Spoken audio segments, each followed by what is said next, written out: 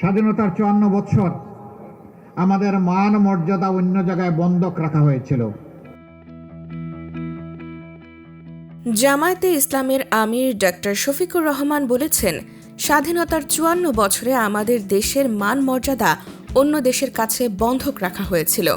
আমরা সাফ জানিয়ে দিচ্ছি, এখন থেকে আধিপত্যবাদের চিহ্ন বাংলাদেশে রাখা হবে না। আল্লাহ ছাড়া কাউকে পরোয়া করব না। শনিবার ২৪ জানুয়ারি রাতে পাবনা সরকারি এডওয়ার্ড কলেজ মাঠে বাংলাদেশ জামায়াতে ইসলামের নেতৃত্বাধীন ১০ দলীয় জোটের আয়োজনে নির্বাচনী জনসভায় প্রধান অতিথির বক্তব্যে তিনি এসব কথা বলেন। বাংলাদেশ একটা স্বাধীন দেশ, ১৮ কোটি মানুষের দেশ। স্বাধীনতার ৫৪ বছর আমাদের মান মর্যাদা অন্য জায়গায় বন্ধক রাখা হয়েছিল, অন্য দেশের কাছে বন্ধক রাখা হয়েছিল। আমরা সাফ জানিয়ে দিচ্ছি, এখন থেকে আধিপত্যবাদের ছায়া চিহ্ন বাংলাদেশে রাখা হবে না। আল্লাহ ছাড়া আমরা কাউকে পরোয়া করব না। পরোয়া করব শুধু পরওয়ারদিগারকে, আর কাউকে পরোয়া করার কোনো প্রশ্নই উঠে না। বাংলাদেশে মুক্তিকামী মানুষের উত্থান দেখে কারো কারো গাত্রদাহ শুরু হয়েছে, তারা ফুসফাস করা শুরু করেছেন।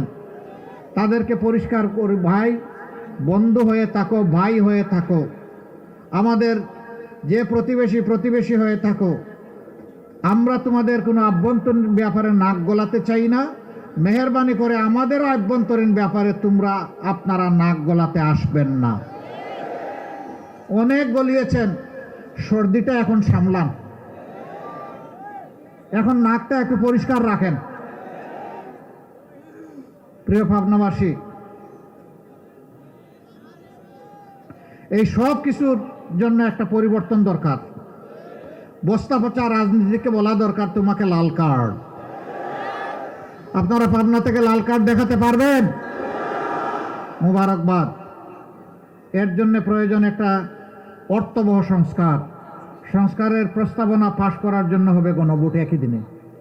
সুতরাং আমাদের প্রথম ভোটটা হবে ইনশাআল্লাহ গণভোটে হা।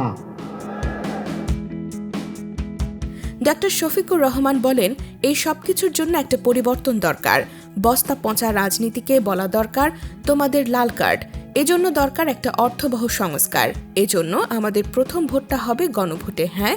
গণভোটে হ্যাঁ মানে হলো আজাদি, না মানে হলো গোলামি। হ্যাঁ ভোট পরাজিত হলে সরকার গঠন হলে কিছুই হবে না।